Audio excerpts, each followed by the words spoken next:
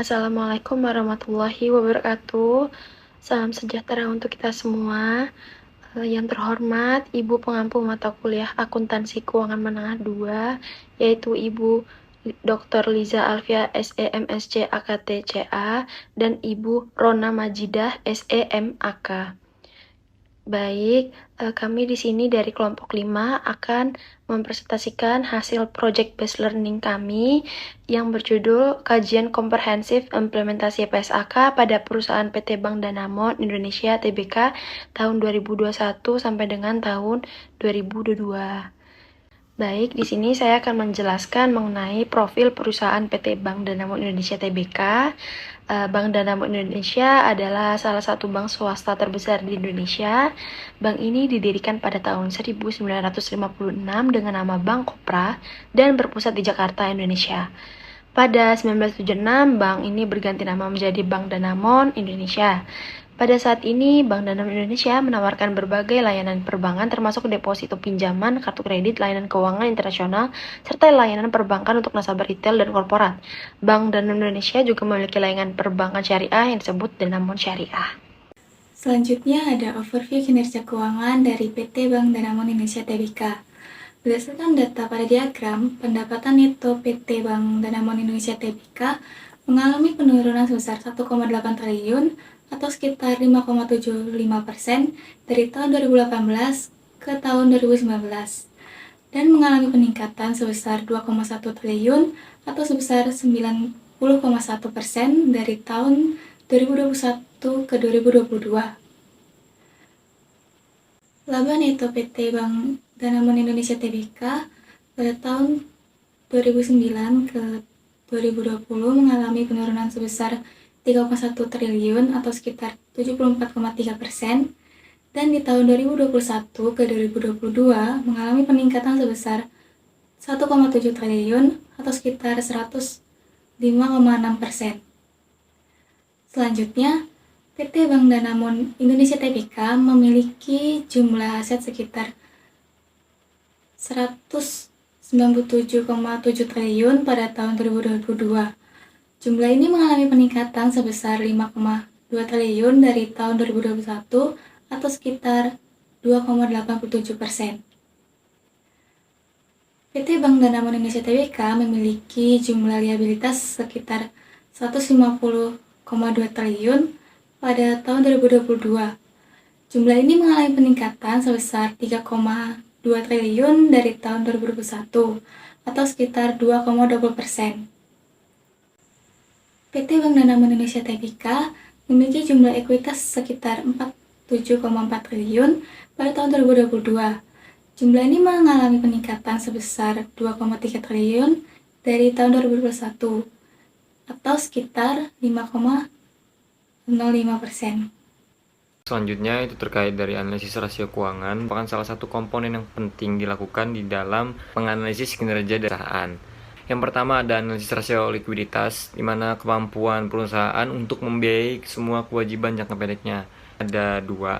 Yang pertama itu dari rasio lancar. Dalam analisis kali ini, PT Bank Danamon Indonesia Tbk mengalami peningkatan sebesar 23% pada tahun 2022. Hal itu disebabkan karena penaikan dari aset lancarnya. Tapi hal ini dikategorikan sebagai kurang baik dikarenakan nilai aset wajarnya itu masih rendah, lebih kecil dari jumlah kewajiban jangka pendeknya. Selanjutnya itu dari rasio di tahun 2022 itu mengalami penurunan sebesar 2%.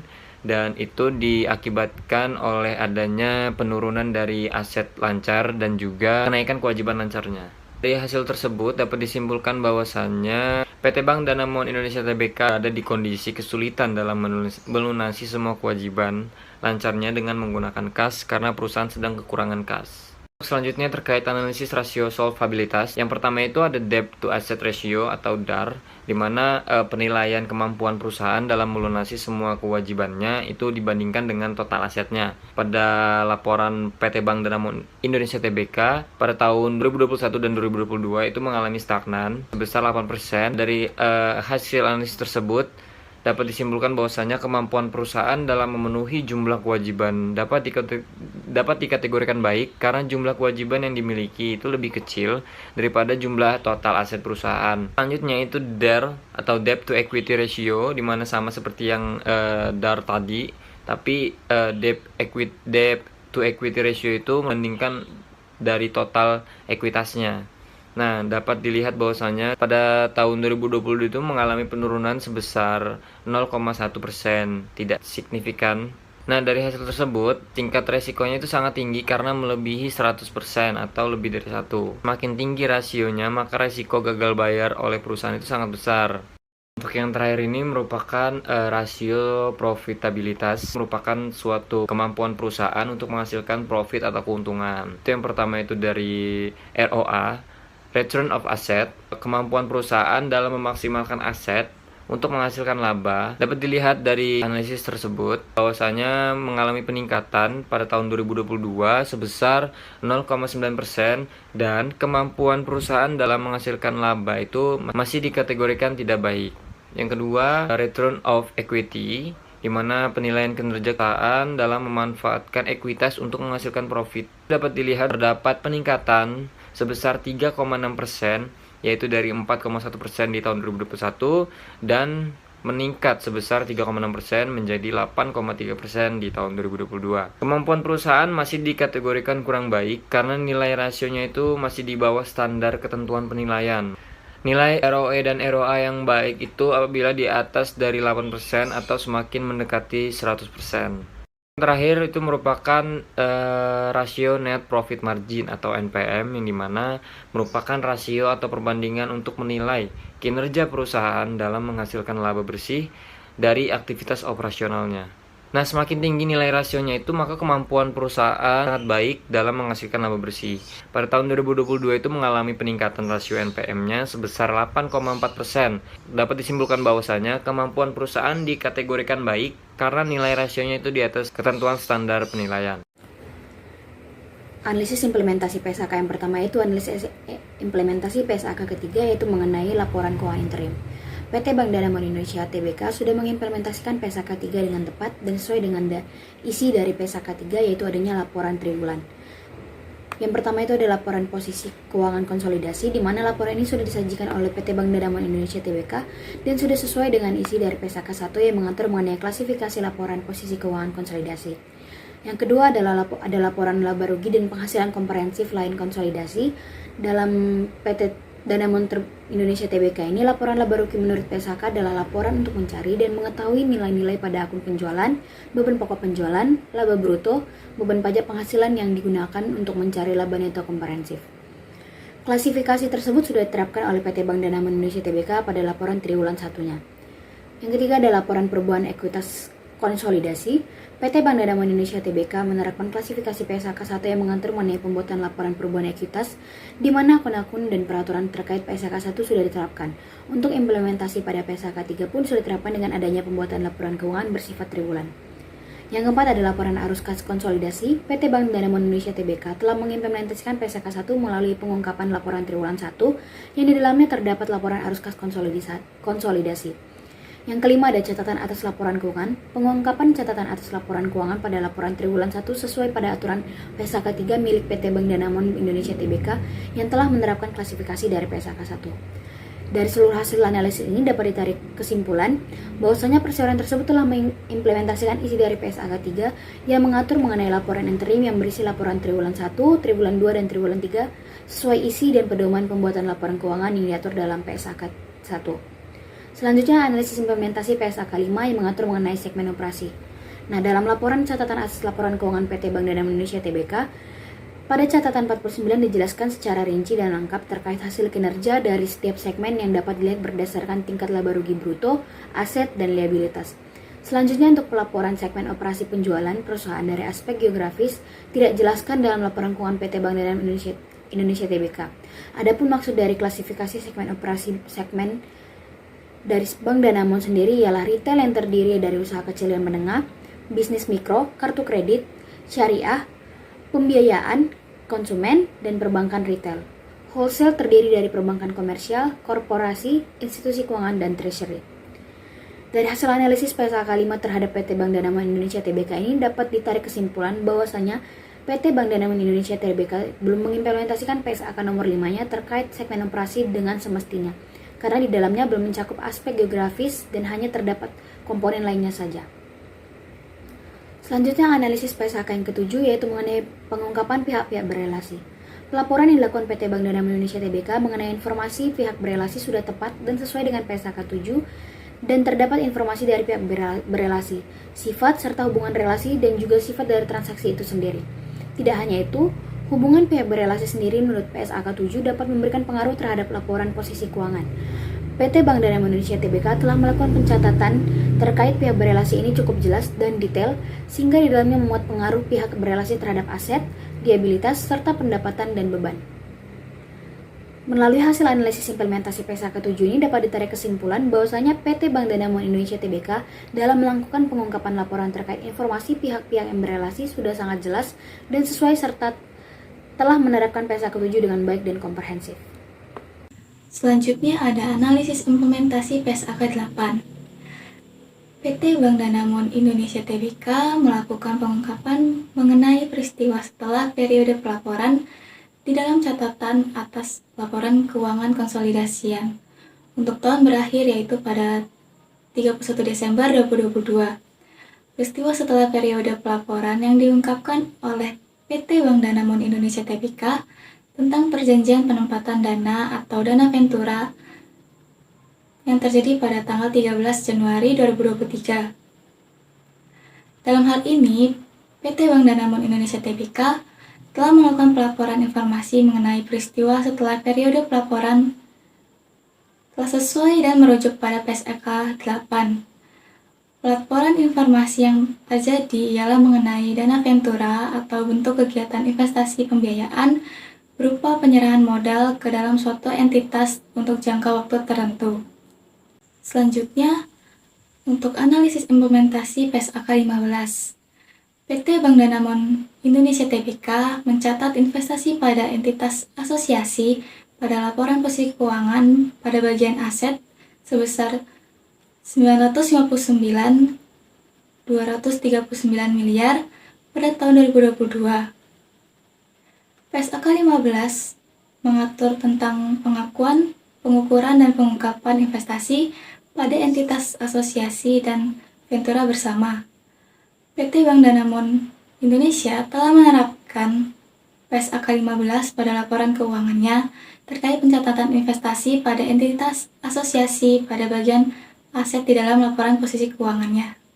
Selanjutnya terkait PSAK nomor 18 tentang akuntansi dan pelaporan program manfaat tunakarya. PSAK 18 ini merupakan suatu imbalan kerja yang ditawarkan oleh entitas kepada pekerja, di mana yang imbalan itu dapat dihitung sebelum masa pensiun. Nah, di sini itu merupakan lampiran dari laporan terkait program manfaat tunakarya yang terdapat di dalam catatan atas laporan keuangan milik PT Bank Danamon Indonesia Tbk.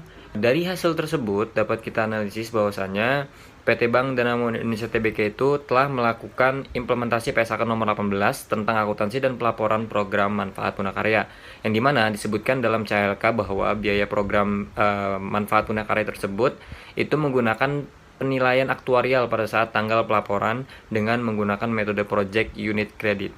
Selanjutnya, saya akan membacakan PSAK 24 mengenai imbalan kerja. Imbalan kerja adalah seluruh bentuk imbalan yang diberikan entitas dalam pertukaran atas jasa oleh pekerja atau bentuk terminasi kontrak kerja.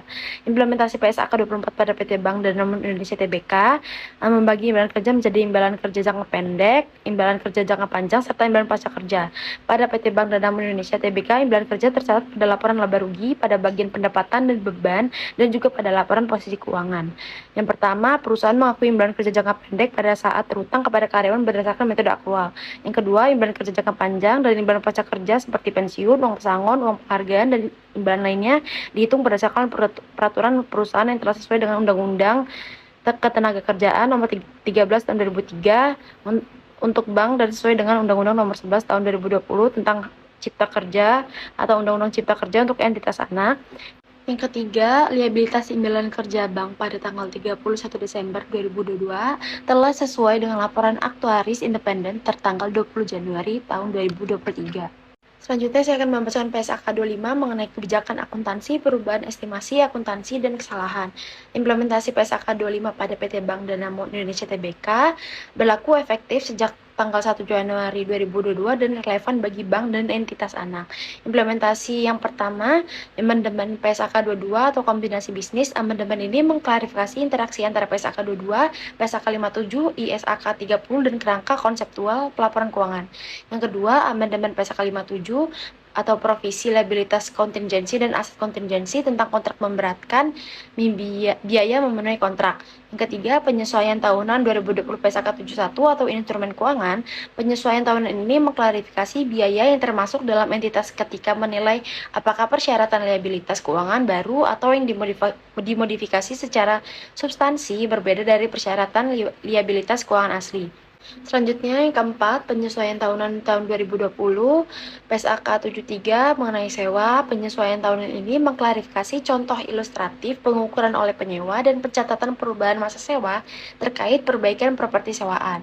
Yang kelima, pada bulan April tahun 2022 Dewan Standar Akuntansi Keuangan Ikatan Akuntan Indonesia atau DSAK IAI menerbitkan siaran pers dan mengklarifikasi pengatribusian imbalan pada periode jasa untuk program pensiunan berbasis. Yang keenam, Undang-Undang Ketenagakerjaan atau Undang-Undang Cipta Kerja beserta peraturan pelaksanaan UU Ketenagakerjaan. Baik, di sini saya akan memaparkan hasil analisis implementasi PSAK 57 pada PT Bank Danamon Indonesia Tbk tahun 2021-2022. Sesuai dengan PSAK 57, PT Bank Danamon Indonesia Tbk ini telah mengakui adanya kebijakan provisi dan liabilitas kontingensi yang tertera di dalam catatan atas laporan keuangan atau CLK. Untuk aset keuangan yang diakui di laporan posisi keuangan konsolidasian, ekspor maksimum terhadap resiko kredit sama dengan nilai tercatatnya. Selanjutnya, untuk liabilitas kontingensi, ekspor maksimumnya ini terhadap resiko kredit adalah nilai maksimum yang harus bank bayarkan. Dalam hal ini timbul kewajiban atas instrumen yang diterbitkan. Resiko mata uang asing timbul dari adanya posisi neraca dan komitmen dan kontingensi off balance sheet baik di sisi aset maupun liabilitas yang timbul melalui transaksi mata uang asing. Bank mengukur resiko nilai tukar untuk melihat dampak perubahan nilai tukar pada pendapatan dan modal bank. Untuk mengelola dan mitigasi resiko nilai tukar yang lebih hati-hati, secara internal bank telah menetapkan limit resiko nilai tukar di bawah dari ketentuan regulator sebesar 20%. Nah, kesimpulan implementasi PSAK 57 ini adalah PSAK 57 yang mengatur tentang pengakuan, pengukuran, dan pengungkapan provisi, liabilitas kontingensi, dan aset kontingensi dalam pelaporan tahunan Bank Danamon ini telah mewujudkan aset tak berwujud dan aset tetap yang dilakukan dengan baik. Bank Danamon telah mengevaluasi aset-aset yang dimilikinya dan melakukan penurunan nilai aset yang diperlukan.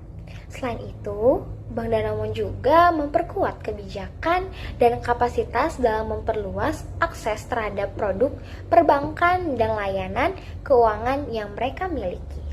Untuk PSAK 60, PSAK 60 adalah standar akuntansi keuangan yang berkaitan dengan instrumen keuangan. Kesimpulan akan bergantung pada bagaimana perusahaan menerapkan standar ini dalam mengelola dan melaporkan instrumen keuangan.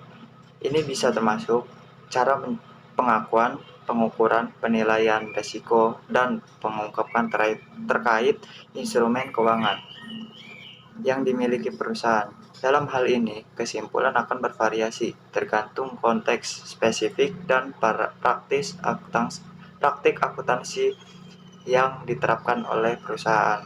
Standar ini mengatur bagaimana perusahaan harus menyajikan, mengukur, dan mengungkapkan informasi terkait instrumen keuangan dalam laporan keuangan.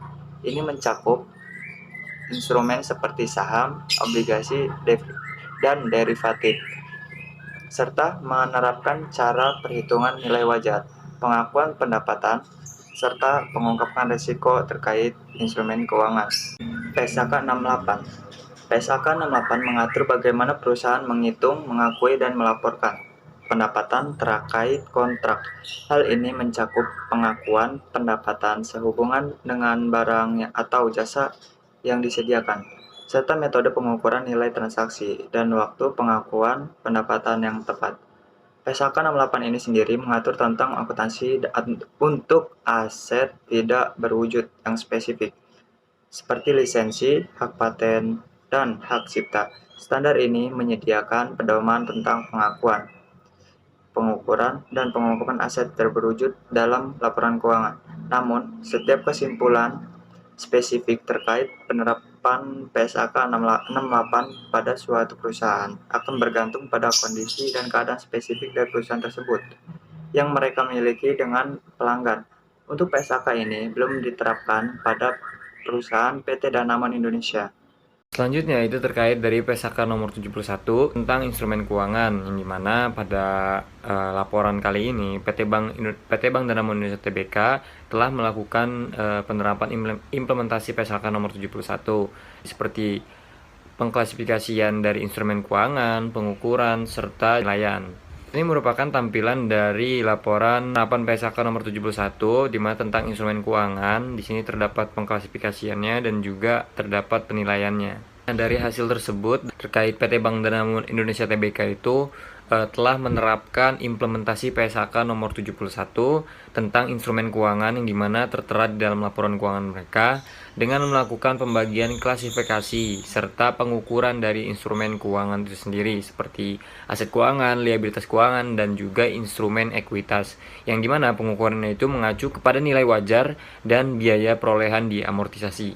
Selanjutnya, pada analisis implementasi PSAK 71 terkait pengakuan pendapatan, PT Bank Danamon Indonesia Tbk telah mengimplementasikan pengakuan pendapatan sesuai isi dari aturan PSAK 23, yaitu PT Danamon Indonesia ini dalam klasifikasi dan reklasifikasi instrumen keuangan telah menuliskan terkait penggunaan nilai wajar sebagai alat pengukuran aset keuangannya yang di dalamnya termasuk instrumen pendapatan, di mana pendapatan provisi dan komisi yang merupakan bagian tak terpisahkan dari suku bunga efektif atas aset keuangan atau liabilitas keuangan dimasukkan ke dalam perhitungan suku bunga efektif.